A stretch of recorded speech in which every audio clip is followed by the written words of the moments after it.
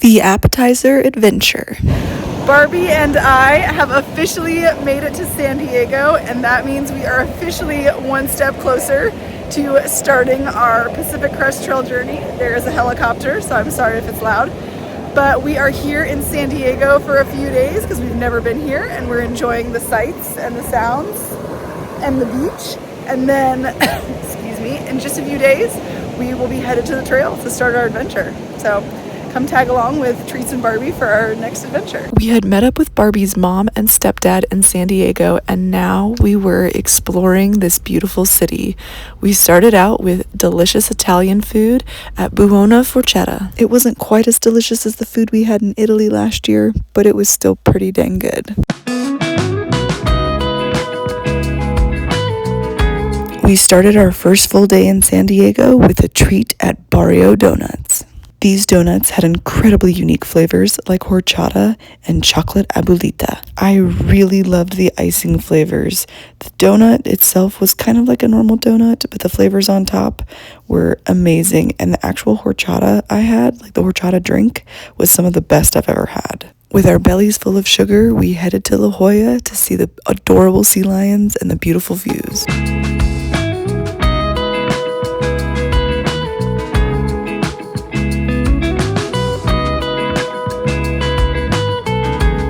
Ever since I was a kid, I have loved sea lions, and that joy and amusement of them has not gone away. So I loved watching these cuties just bask in the sun on the rocks, or even kind of bark at each other. And then because we had filled our bellies with sugar, we were hungry for some real food, so we headed to the Brockton Villa restaurant, which overlooks La Jolla. And honestly, because it was just so close to the water, I figured it was kind of touristy, and it wasn't going to be very good food.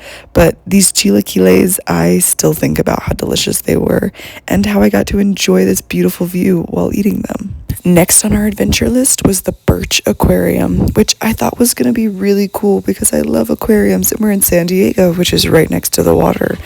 But half of it was actually closed for like construction, and there was only a few exhibits out, and this was actually a pretty disappointing visit, so I can't say that I recommend it. I did, however, love the little blue fairy penguins and this squawky kookaburra.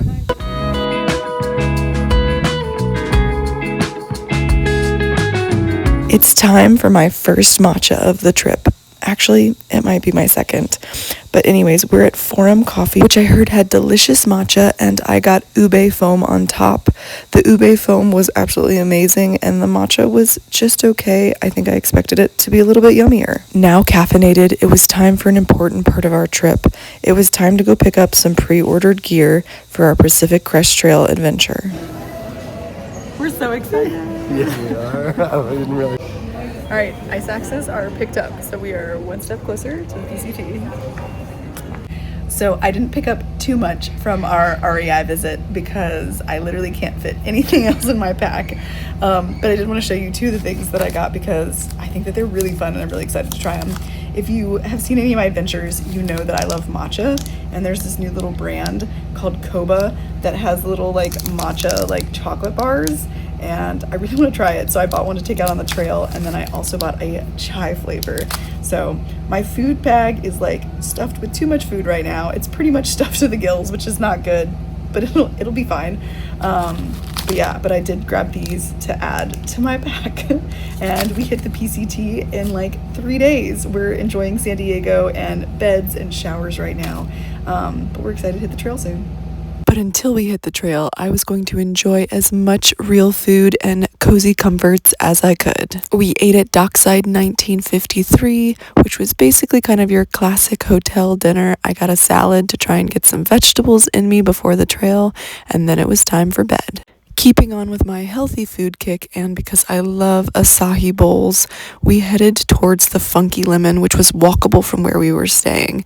And this giant, delicious acai bowl was exactly what I needed that morning, especially after all the donuts I'd been inhaling. Speaking of donuts, it was time to go to our next donut place, the Donut Bar and Bakery.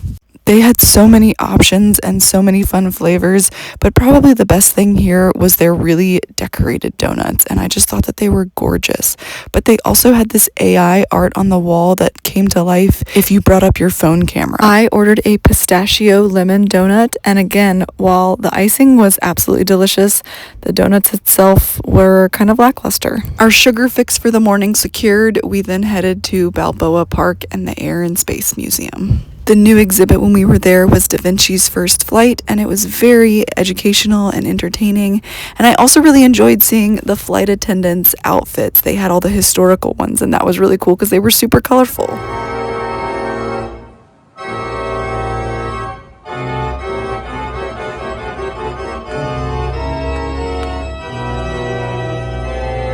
One of my favorite things we witnessed while in Balboa Park was the Spreckles Organ Pavilion, which is home to the world's largest outdoor pipe organ.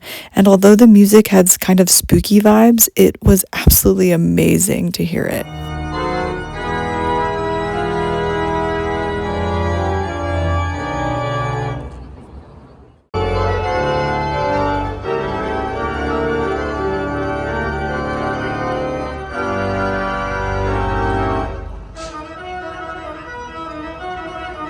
We sat here for quite some time enjoying the artistry and the talent of those playing this organ. We finally tore ourselves away from the enchantingness of the organ music, and we headed towards the beautiful Japanese gardens. They were peaceful and relaxing, and it was once again another spot that I could have spent all day, and I could have sat and painted for hours.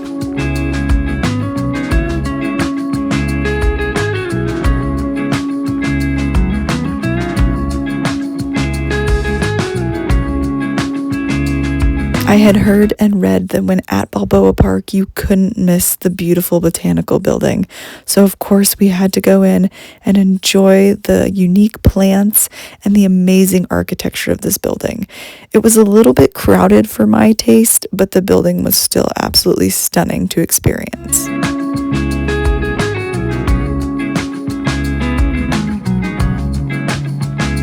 I would have loved to explore some of the trails in Balboa, but unfortunately we just didn't have time. Maybe on our next trip. After working up an appetite walking around the park, we headed to Tacos El Gordo, which a local had recommended to us, and it did not disappoint. This was one of my favorite meals we had while in San Diego. This day was a really great food day because we then headed to a spot because of course I scoped the best places in town to get matcha, and we headed to Love Song Coffee, which has this open air theme and a delicious banana matcha that was my favorite of San Diego. I only got to try 3. And right across the street was Verbatim Books, which this bookstore I could have spent hours and hours in here. I did not. I only spent like 30 minutes, and I did end up getting a book that I was really excited for. It was magical, and I'm so glad that this was the one bookstore that I chose to see. And yeah, Love Song Coffee was right across the street, and their matcha was delicious.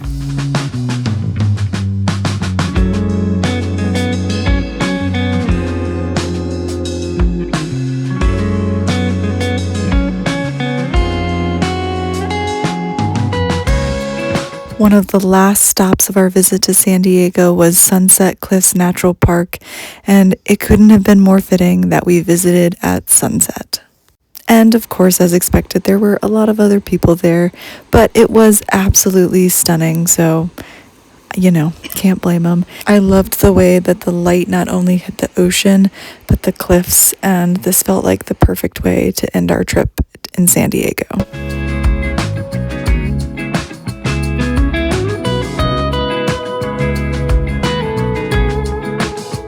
Barbie and I had one last midnight pizza run because the next day we were leaving for the trail. This pizza was as big as my hand, but I can't say that it was my favorite.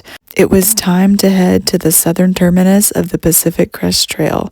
We stopped at the Goodwill to drop off our clothes that we wouldn't be hiking with, and at Tapatio's for some breakfast before we reached the southern terminus, and it was time to start our adventure on the Pacific Crest Trail.